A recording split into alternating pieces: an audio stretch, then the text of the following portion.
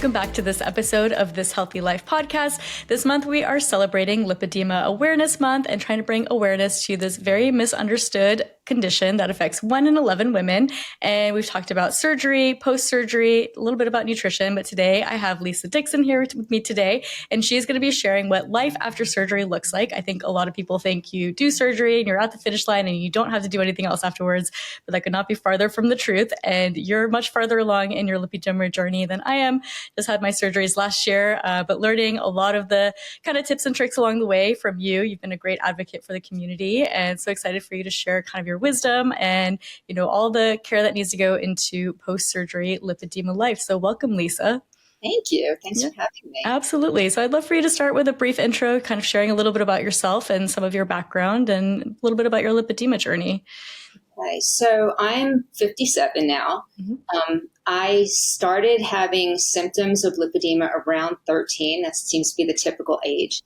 I was very thin, very active, a gymnast, and I noticed that I looked different than my teammates. My legs just did not have the muscle tone that everybody else had, and I was skinny, so I never thought I was overweight, but I definitely always knew from 13 on something was going on. I had my mom take me to doctors, and back then, you know, doctors didn't know anything about this. It was just, that's how you're built, do more exercise and watch what you're eating and things like that. So years went by and I just hid it because it was the 80s and it was really easy to hide it wearing, you know, jeans all the time. And then when I got a little bit older, around senior in high school, I started gaining a little bit of weight. And it just, I don't know where it came from, but my butt was getting really big. My thighs were getting really big. So I started dieting at that age. So it started with the Atkins diet, which was the big thing back then. And the Atkins diet is basically the keto diet. So it's the same concept. So I started eating like that. I lost a little bit of weight. I got thin again, but my legs were still big and they were getting bigger and bigger. And my knees, it was especially around my knees. My knees were starting to be too tight to wear jeans. So I definitely knew something was going on. And years went by and I'm watching TV one day and I hear about liposuction. This is, again, late 80s. It's brand new then. Nobody was really doing it. And I thought, wow, so I can, you know, do my legs, right? So there's one doctor, he's in Chicago. I was living in Philadelphia at the time. I flew to Chicago and I had that done when I was about 19 years old. And it didn't work. I woke up from the surgery. I was in compression already. I looked down and I thought that they looked thin, but within a few months they went back to normal again. So I called him, you know, hysterical. I'm a kid at that time, so I'm hysterical. It's come back. So he says, all right, come back. We'll do it again. So I went back to Chicago. We did the surgery again, and the same exact thing happened. I called him again. He told me wait 6 months. I called him in 6 months. Same exact thing happened. And he was like, well, I don't know what to tell you. We took out 600 cc's from your ankle and knees, and you have a problem with fluid. It's got to be fluid because there's no fat left in you. So, you know, I believe the doctor. I thought, just, it's me. I'm stuck with this. And I went through my whole life really excelling at hiding this. I stayed very thin. I never gained weight. I stayed on the Atkins diet because I kind of took note and paid a lot of attention to certain foods that made my legs swell more. So I just, you know, kept on the Atkins diet and stayed around within five pounds of the same weight. And then I entered perimenopause. And now my legs were always swollen. It was no longer the end of the day swollen. I woke up swollen. They hurt all the time. I would come home from work. I would put my legs up and I was done. I couldn't. My husband would be like, let's take a ride on our bikes. And I was just like, there's just no way. My legs feel like lead bricks. So they're getting worse and worse. And now I'm pretty convinced that I had vein issues because nobody else had any answers for me. I'm about 46, 47 at the time. And they send me to a vein doctor who runs all the tests. And then he tells me, you have lymphedema. There's no cure for it. I'm very sorry. I would advise you to buy a pump, wear compression, and it's going to get worse. So you're going to have to learn to live with it. So that was like a long Oh drive my gosh. from that appointment. Yeah. It's like I the was, last thing you want to hear too, right? You're just like, I just want to have normal legs. Like, why do I have to deal with all this they're going to get craziness? worse. Yeah, exactly. You're like, I'm already at my worst. And now I'm like, it's a disease. And he just kind of blew me off. You have lymphedema. It's a disease. It's going to get worse. This is your life. Buy a pump, wear compression. And I got home and I immediately started Googling. Immediately. And the more that I read up on it, the more that I said, that doesn't make sense. I'm not a cancer survivor. I've never had surgery that affected my lymph nodes. It's not one leg, it's both legs. It doesn't make sense. It's not adding up. So I just kept doing more research, more research. I became obsessed with the research. And I started finding these papers that mentioned lipedema, but very little information. This is 2017. So very little information then.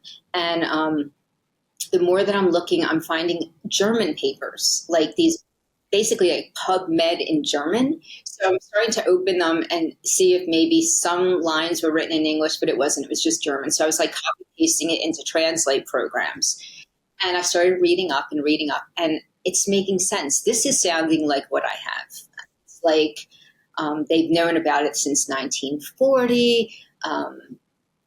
Apparently in Germany, they've been so far ahead of the US with this. They've been treating it, and this is treatable. And so I started like looking around for doctors about lipedema. And every doctor I called, you mean lymphedema? No, I mean lipedema. And it was like, you hear this story over and over again, but it's just so infuriating that you have to work so hard to get somebody to acknowledge what you've already done the research to learn about. Mm-hmm. So, because I couldn't like print out German papers for the doctors. They wouldn't do that. Mm-hmm. So, I just kept calling around. And finally, I'm not sure how, but I found the Global Lipedema group on Facebook. And that changed my life because half the women are from Europe there. And I learned so much from these women and from Maria, who runs the group. And she really took me under her wing, and really, there weren't too many American women in the group at that time. She just, taught me everything, introduced me to all the doctors in Europe and what they can do. And I started doing some research on these doctors and considered going over to Europe to get my surgery. But it became like, at the time for my life, too complicated, to go to Europe to do it. So I made a couple appointments. I canceled a couple appointments. And I finally found a doctor in the US to do it. And I had the surgery done. And this time it worked. And I saw immediately, a change in the way they looked. It didn't go back to normal. They felt better. They didn't feel heavy. I wasn't feeling as tired. So immediately it worked. However, I didn't yet know what you have to do to maintain these results. So, I'm sort of like an experiment, basically. I consider myself an experiment because I've tried everything until I figured it out. So within 6 months, my arms started getting big. So I'm now liking my legs, but now my arms, which were always the pretty part on me, I'm starting to get really heavy arms. And so I go and I get my arms done. About a year later, my thighs start getting bigger. So it just it doesn't happen to everybody, but on a lot. Does it just kind of traveled around? Yeah, I know that's such an important thing to bring up because I think people think like, oh, if you just have it in one area, you're just going to get surgery there and you're not going to have to worry about some of these other areas. But even I found in between some of my surgeries, like, okay, great. Like the area I just treated looks awesome. Like so happy with my new legs. But then all of a sudden, like you mentioned, like my arms started getting a lot bigger and I didn't do my arms until later.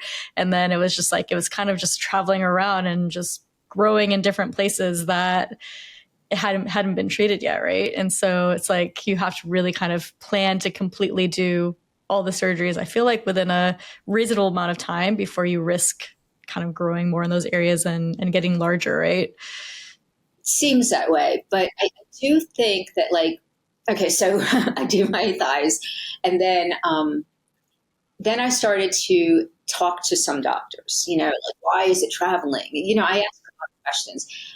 One of the doctors said something really interesting to me. She said, you need to change your calorie number to the new weight that you are. So if you understand macros and how calories work, it's based on, how much you weigh, and that determines your BMR and everything. But I was still doing it based on my old weight. So I was basically eating more than I should have, even though it wasn't a lot. Even it was probably 100 calories more a day than I should have been. But that 100 calories just kept adding up, adding up, adding up. And that's why, I never became heavy. My arms got bigger, like in the back of my arms, and I lost the shape. So I wasn't gaining weight. I just was regaining what they took away. So it's like you have to kind of refigure out your calorie intake. So if you're eating very little to start with, it could get tricky because you've got to keep reducing. So you should be kind of almost like the diet culture is wrong. You should kind of find that right. Like you shouldn't starve yourself because your body gets used to that. And then you go down, you have to keep reducing, you're down to nothing. But yeah. And also I feel like, it's so easy with lipedema. Like so many women, like for a long time, don't know what's going on, right? So you go into these like crazy diet trends and you already are probably under eating, and then your body's kind of used to that. And also when you under eat, your body kind of holds on to more calories because it's just like, hey, I'm in starvation mode. Like, I don't know when my next meal is going to be. So it's this very slippery slope, because I know before I found out I had lipedema, I was like, what is going on? Why am I just gaining all this crazy weight? Like it doesn't stop. And I do these very unhealthy, like fasting days, or a day where I'm like, I'm just going to eat one steak today. And like, I know I'll drop 2 pounds tomorrow. And it's like a temporary fix because it's not fixing the lipedema, but get into these very vicious borderline food eating disorders. I would even go on to say I had like pretty much an eating disorder for a while, like just doing this like crazy diets, these crazy crash diets and fasting that aren't good for your body, aren't going to solve the lipedema, and just going to make matters worse when you do finally get the surgeries and heal and need to get your body back into this like, correct amount of calories that you should be eating for your body type.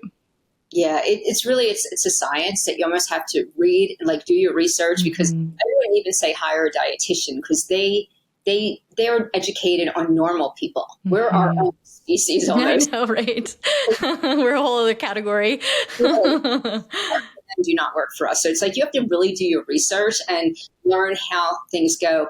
But I think that anti-inflammatory across the board helps us. So anti-inflammatory, certain foods are just inflammatory. Bread, pasta, rice, all those foods, they're very inflammatory. Sugar, alcohol. I mean, if you could just cut them out completely, you'll see change immediately. And they're so high in calories anyway. So like if you could just, I don't want to say keto because it doesn't have to be completely keto.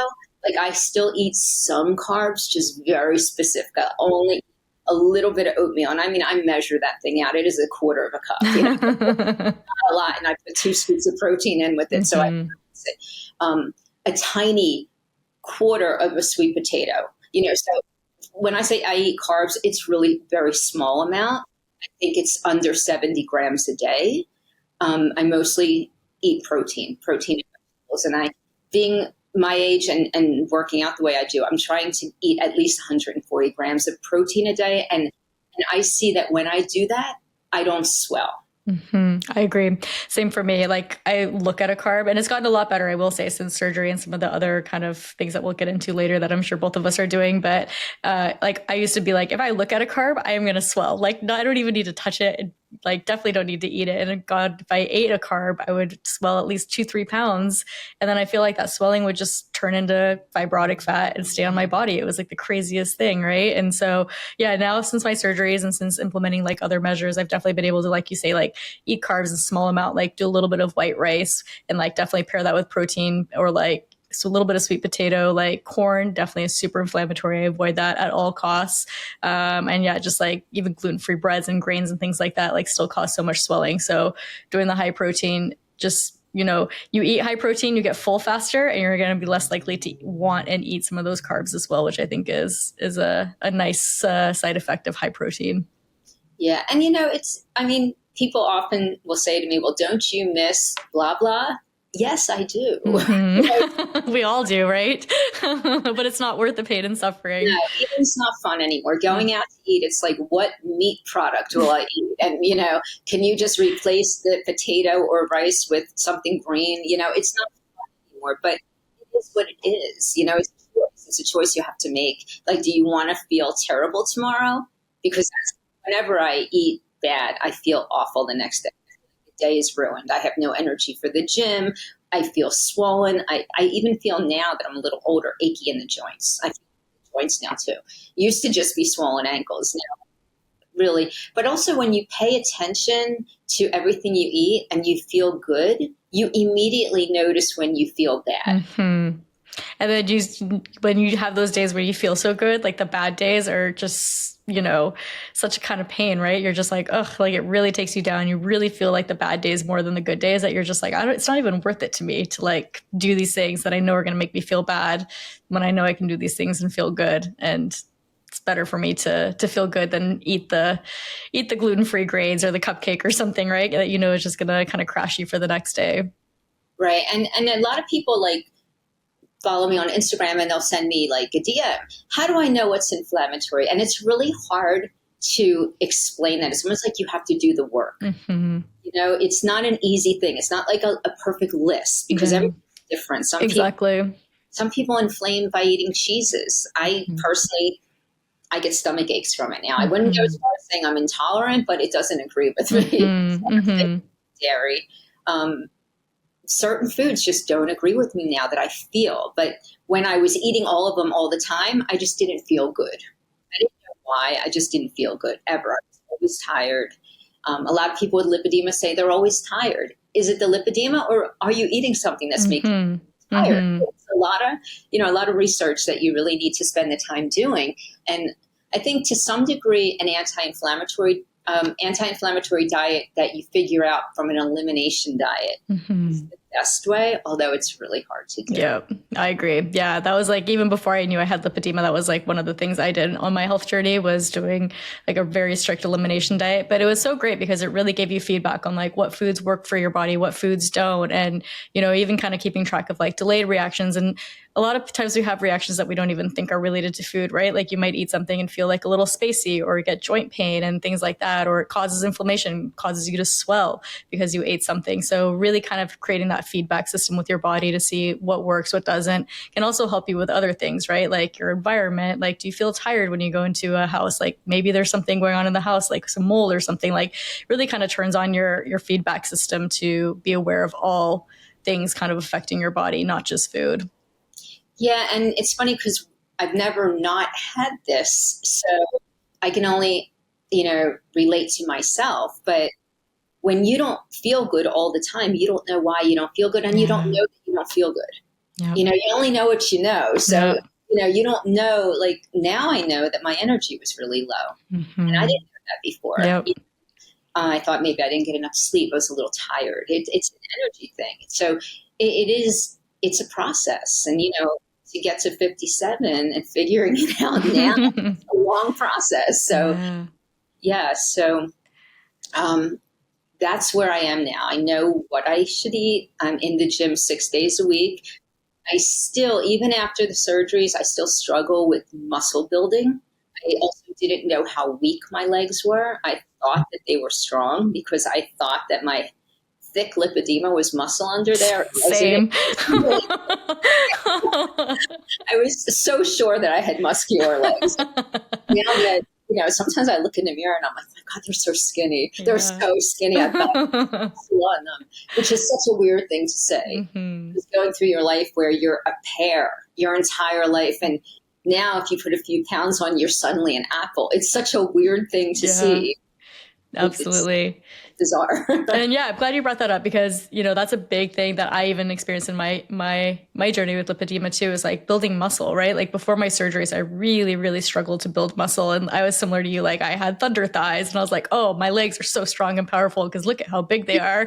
But it's like, I'm like, oh, wait, that's really part of my leg. Like the rest of it wasn't really muscle. So I experienced the same thing. And for me, like my upper body has always been really weak, but I am finding that since my surgeries, I have been able to build muscle a little bit better, like build some strength. I'm definitely lifting the heaviest I've ever lifted in the gym. And I feel like I'm working out not less hard, but like less. I think before my surgeries, I was so anxious with lipedema and I was like, it was like this race was like, must eat less, must work out more, like need to lose weight because I don't know why this is happening. And I was working out like so ferociously, but I wasn't really building muscle. And now I have this kind of more like, okay, I'm going to eat to nourish my body. I'm going to work out to get strong, but it's not such a frenzy feeling. And I'm lifting the heaviest I've ever lifted, but I still feel like I still am struggling to build muscle even after this. And I think this is a common thing that women with lipedema experience, like no matter how much we do it. And I don't know what the connection is or reason. I don't know if you have any insight into that, what might be going on with bodies and why it's such a struggle. But, you know, it seems to be such a common thing that women experience, unfortunately. It really is. And you know, I don't know, you follow my Instagram. So you saw from the beginning when I was starting, I wanted to do like, originally I just hired a coach, but a lot of these coaches are like, well, you must do a competition because it's all based on a competition. We have to based on certain months out and this and that. So I was like, fine, I'll do a competition. So although I always told her I might not, just let me not do it, but I will pretend that I am. So when I started, I was doing the diet that she put me on. I was in the gym. I was very skinny, and I was posting some bikini pictures, very skinny. But I was not, that my legs did not have the muscle tone that they should have had for 6 days a week in the gym for 6 months. You know, I should have had, I was comparing myself to other people that were, you know, show ready, and I was not seeing the muscle still. So I took it upon myself. I said goodbye to my coach. I was like, you know what? I'm paying a lot of money for this. This is going to take years. This is not a couple months now like everybody else. I'm a different scenario here. I already know this is going to take me years. So I'm going to do it on my own. And if I get to the point that I finally start to build muscle, maybe I'll give you a call back and we'll start from that point. So I took it upon myself to eat a little bit more. Okay. So I knew that I wasn't going over because I knew how to do numbers to figure it out.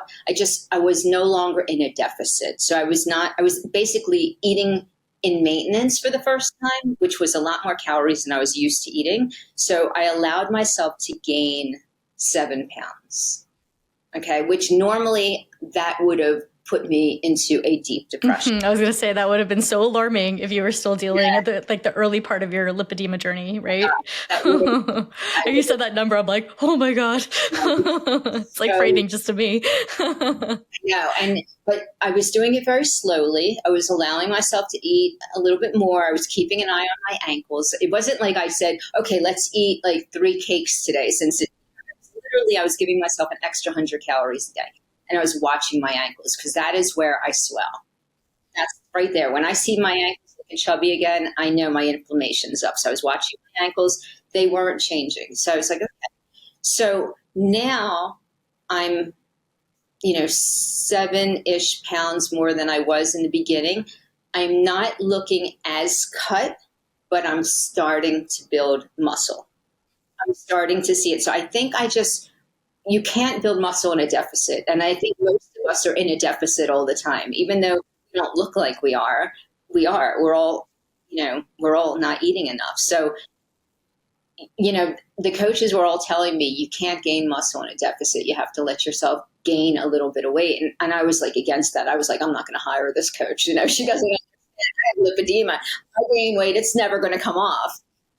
But slowly, like I'm not going to let myself gain more than I am now. This is as much as I'm going to be. But at least now I'm slowly gaining muscle, and I'm making sure that I hit those macros every day. But it is a slower process for us. I've heard people say things like the lipedema tissue causes not enough oxygen to get to your muscles, so your muscles don't work the same. There's a lot of theories. Mm-hmm. Nobody has any proof. No one knows. Nobody knows. But there's definitely something there. Yeah. And it also could be that we've always had this, so we've never used these muscles. Exactly. I was just going to say that. I was like, those muscles have never really had the time to fully kind of build and strengthen, especially when we were younger, right? Like as we get older, it's so much harder to even build muscle and keep muscle and put muscle on. So it's like all of us, by the time we find out we have lipedema, have the surgeries, and then can finally start utilizing those muscles, it's been a long time of not using them, right? So it's kind of like they're starting from scratch already at a deficit. Right? We think we were using them. Yeah, exactly. We thought we had them. But we're probably using the wrong muscles. Yeah, absolutely. That I was apparently using my back. I had to relearn how to do so many things like squatting and lunging. I was using my back. I was not using my hamstrings. I had no hamstring muscle. Even today, that is my weakest muscle. Same for me too. And it always goes into my back. I'm always just like, they're like, where do you feel this? I'm like, in my back. They're like, you should be feeling it in your hamstrings. I'm like, I feel nothing. Like I literally like try new like Romanian deadlifts. I have tried them every single way to feel them in my legs. Yeah. My back. Now I'm doing them on a cable machine. I'm like, I sort of feel them in my legs. I'm like, that I'm doing it right. But we have been substituting muscles our whole lives. Absolutely. And it's like you have to make that brain connection and almost reteach yourself how to do everything. It's very odd. It is odd. Well, better late than never, right? We'll finally try to get those leg muscles strong. Awesome. So I want to shift gears a little bit too. So, after surgery, everyone wears compression a lot of times before women even have surgery. We're doing like a lot of lymphatic drainage, like using a pump, like you mentioned, wearing compression. What has been your experience kind of post-surgery? Are you still using some of these conservative method tools after recovery to kind of maintain, or is it something that you feel like you don't need as much support from anymore? Okay. So compression's tricky with me because I live in the desert and I'm menopausal. So to put like literally not a good combo. hot all the time. I literally walk around with a fan. So if somebody says to me, you have to wear compression, I'd rather have another surgery than go through life wearing. Really, I just could not do it. It's just too much for me. I literally get nauseous when I'm hot. I have to stop. I get dizzy, the whole thing. I can't. And I sometimes I will have a fan on me at night and the and my poor husband's wrapped up with 3 blankets next to me, and I'll try to do compression occasionally at night, but I wind up ripping them off in the middle of the night. I can't do it. So I did do it after surgery. I did what you had to do, but I can't live like that. Yeah. Yeah, it's a lot, right? I mean, even like after surgery, it's so intense to have to wear the compression. When you finally are released from it, you're just like, feel like you're like being reborn or hatching, right? You've got like your new shape, your new body, like hopefully everything's kind of under control. And I mean, I feel like I don't really wear it too much either in my own journey, but I do, if I'm traveling, I notice that I really need it. Sometimes like at night, I'll wear it when I'm traveling too, just to kind of like reset myself from the day of like being out in the heat and walking a lot. If I did get some swelling, maybe eating a little bit off diet too, right? Like those are all things. So I think like when I'm home, keeping things kind of in check and to my regular kind of anti-inflammatory protocols, I don't need it as much. But when you have kind of those weary days, and there's always like a fear in the back of your mind too, right? Like you mentioned when you started eating a little bit more, you're like, are my ankles swelling? Because it's like when you see these areas that were kind of like the start of your problem areas. Like for me, when I'm traveling, like it's my ankles too, right? I'm just like, oh my God, I have kinkles again. Like, is this going to stay? Like, is this going to grow back into lipedema? Like, what have I done? And you kind of put yourself into a little bit of a frenzy and panic. And our bodies are pretty good at kind of resetting themselves, especially if we kind of like move back into those kind of conservative methods or anti-inflammatory methods to kind of bring it back. And then you're like, okay, I'm good. But it can be very nerve-wracking, especially with everything we've gone through for as long as we've gone through without really any support from the medical system, right? And you're just like, I hope this isn't happening again. So just want to give space to that's a valid fear and thought, but also don't let that stress your body out because that's just going to cause more inflammation, right? Yeah. Easier said than done, but I think we all struggle with it a little bit. Yeah, but I will occasionally, I'm not 100% perfect. I would say I'm 99%. But if I have alcohol, if I go to an event and there's alcohol, and I will I will nurse that one drink the whole night. I will not, but even the one drink will set my ankles. That night, I might wear compression, or so I'll go to sleep with them. But literally in the middle of the night, I will be suffocating. I will feel like I'm suffocating, and I find myself ripping them off in a minute. Yeah, I know. They do feel a little constricting after you're not used to them. And when you don't need to wear them, you're like, why am I doing this to myself? Like, I don't need to be doing this anymore. But yeah, it's definitely like a tool in your toolbox if you do need it, right? Right. And I do have a pump as well. Yeah. The occasional pump I'll use if I feel a little bit swollen. Same. So, and I've been doing a little bit of the gua sha. That's like around my ankle. There's a little bit of scar tissue in that area. I can see it because there's it's hard, but there's a thickness there, but it's hard. So it's not lipedema. I'm sure it's scar tissue. So I've been trying to break that up a little bit. painful. So I'm not doing it as well as I probably should be. But I've been playing with that a little bit, hoping that that helps a little bit. But yeah, I mean, I feel like finally it's under control. And I know you and I were going to get into a little bit about the additional things that I think that we both think are helping a lot. Yeah, absolutely. Yeah, I'd love we can dive into that now. So, obviously GLP-1s, there's a lot of talk about using those or microdosing those just to help with that inflammation post lipedema. So I don't know if you're experienced with that or what kind of your take is in the community, if that's helping people. From what I've heard, it's helping a lot. I personally am using one as well, and it's really made a big difference, especially in my swelling. And I can notice like the first few days, especially after I do the shots, it's like this swoosh of inflammation just kind of leaves my body. And so it's nice to have that kind of additional tool that gives me a little peace of mind that it's going to keep the inflammation under control, not kind of let things grow out of control. But I'd love to hear your experience in using that and integrating that as well. Well, after my last lipedema surgery, I was pretty good for about a year. And then all of a sudden I started swelling again. And I have a friend who's an obesity doctor. And I was, complaining to her, oh my God, it's coming back. I know the menopause has brought it back. I'm sure that, my ankles are big again. I'm gaining weight again. My arms even look fat again. Like it's everywhere now. And she said to me, and this was about 2 years ago, a year and a half, she said, have you considered a GLP-1? And at the time, I think she said Ozempic because that was the only one back then. And I was like, I don't need to lose weight. I'm just puffy again. And she said, this is a miracle drug. And I was like, oh, I don't know. I'll think about it. Let me do some research on it. I'm scared. It's a big drug. There's not enough, that's a scary drug. When you hear the words, if you don't know about it, it's a scary drug, a shot, like I'm going to give myself a shot, that just sounds so horrible as well. I didn't know how to get it. My doctor was not going to give it to me at the time. So I found an online thing. They allowed me to, try it. And I started very slow. I remember the first time I gave myself a shot, I had to do a YouTube tutorial on how to do it. I snuck it up to my office. I shut the door. I put YouTube on and I'm watching them do it. I was scared to do it. And I realized how it's really a nothing. It doesn't really shot. It's not like a needle. It's like, it's pretty easy. A needle, yeah. I realized that was no big deal. And I titrated on it. And then in the beginning, I was not handling it too well. I was nauseous all the time. I had a couple stomach issues with it.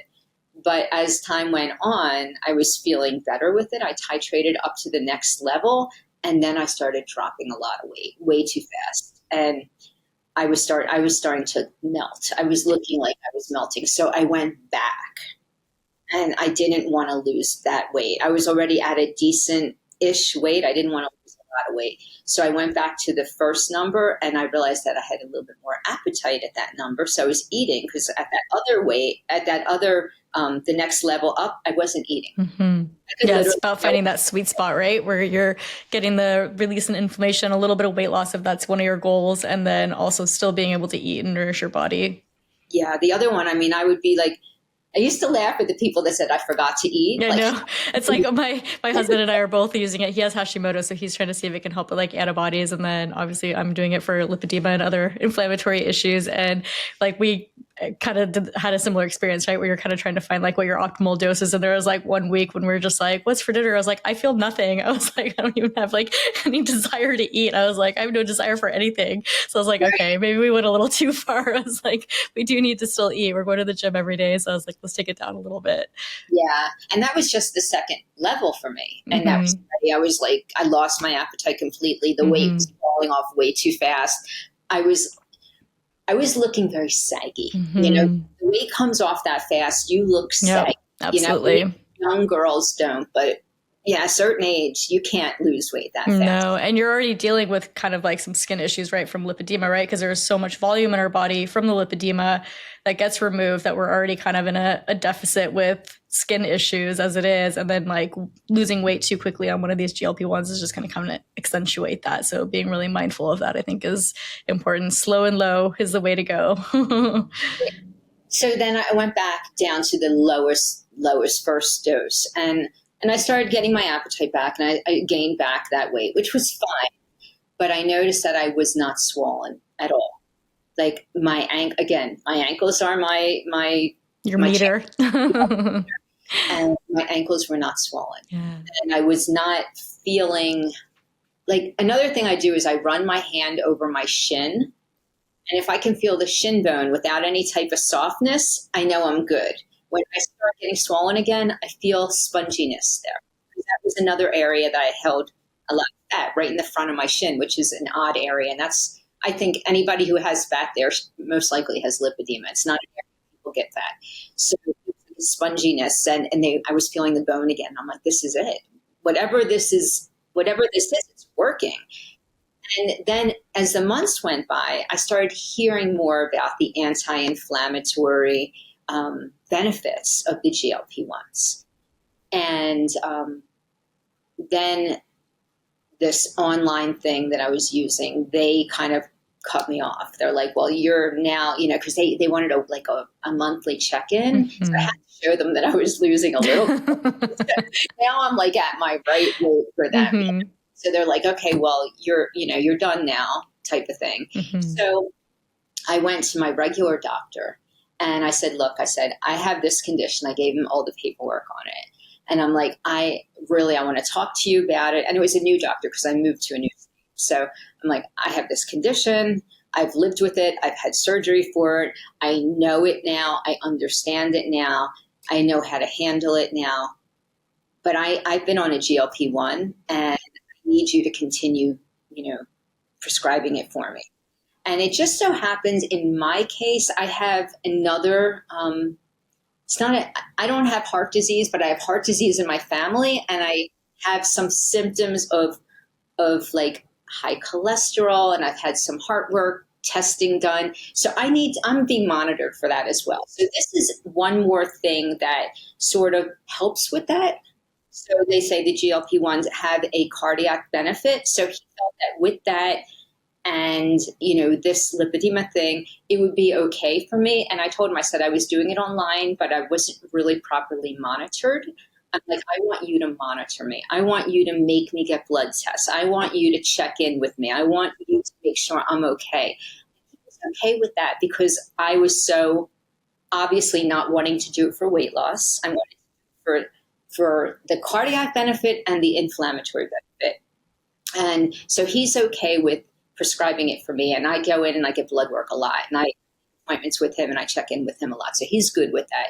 And it's just been working for me. And I've been on the lowest dose. I have no intention to go back to any other dose, just enough that I'm not swollen. Yeah.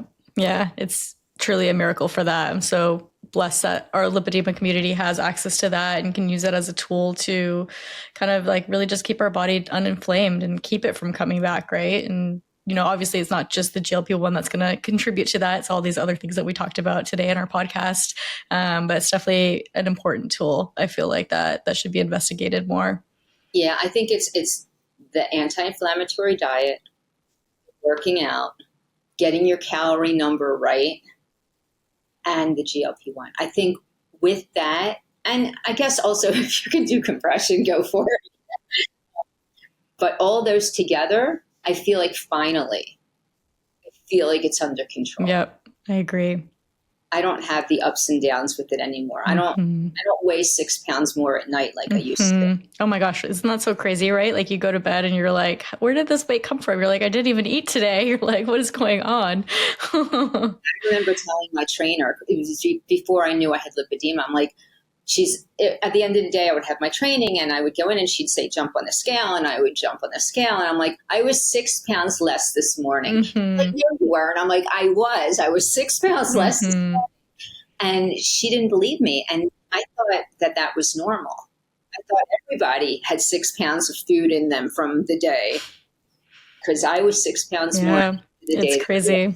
Yeah. And that was all swelling. And then I would wake up the next day 6 pounds less.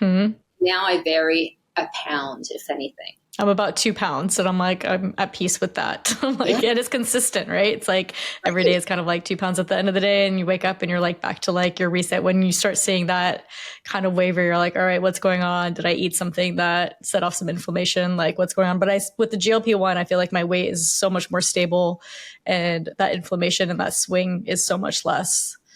Yeah, I think that they're going to find out eventually why this is working for us, because I don't really think that it has to do with making you eat less, because I'm eating normal again. Now that I went back to the lowest. No, there's definitely another mechanism to it for sure. Going on with it that it is helping us. And I don't know if this is a future cure for us or what, but it works. It works for us. And I really hope that they start making it easier to get, because I know most women can't afford it. It's very expensive, or they just can't even get it, especially living in other countries. I have a lot of women from Europe reaching out to me. How did you get your doctor to do it? They will not do it here. They're strict about it. Yeah. So, I mean, it's scary to think that your health benefit is dependent on your doctor. You know what's helping you, and you have to live in fear that what if he retires or something like that. I know, it's terrible. And even worse when it's like your insurance company, right? It's like your doctor prescribes something for you and then your insurance doesn't want to cover it. And they think they know better than what your doctor, who's sitting across the room from you, is recommending for you. So it's a whole other topic for a podcast. It is. It's a big topic. It's a big problem. Amazing. Well, we have time for one more question I want to leave off with. If someone's just starting off on their lipedema journey, what is like one or two key pieces of advice for women out there, and kind of not to feel so overwhelmed, but good places for them to start and embark on this journey? Well, I think the first place to start would probably be getting in with the community, an online community. And there's a couple of them. So you really have to find the one that fits you. I know, like the group that I used to run, it was more for early stage women. We all have similar situations, very different than a late staged woman, very different needs, very different things to complain about, very different support needed. So you have to find your group, find your people. And that helps a lot when you realize that you're not alone in this. And then just always keep learning because there's new things every day, that like when I first got in the community, GLP-1s, they weren't talking about that. That was not an answer. So, there's new things all the time, and just know that there might not be a cure, but there are treatments right now available. So it's not 100% going to get worse. Don't look at the worst case and think that's going to be me in a few years, because that could be very depressing. That could really send you spinning downwards. There's plenty of people like me and you who were past the worst of it, and living our normal lives. And the only reason I'm even involved in this community anymore is because I like to share a little bit of what I learned and help. But if I wasn't in a community, I don't think anybody would ever hear from me again. Well, we appreciate you. You give a lot of hope and inspiration to people. I know you were inspiring to me when I was starting on my journey and everything you shared. So I hope you keep that up. Thank you. I appreciate that. Amazing. And if people want to find you online and follow you, what's the best place to find you? Lipedema Liaison on Instagram, and I'm also in the Lipedema Chats Facebook group. Awesome. And we'll link to both of those in the show notes as well. So thank you, Lisa. Thank you so much for sharing your story, your journey, and all these helpful tips. I hope this helps women out there, and continue to share. Thank you so much. Thank you.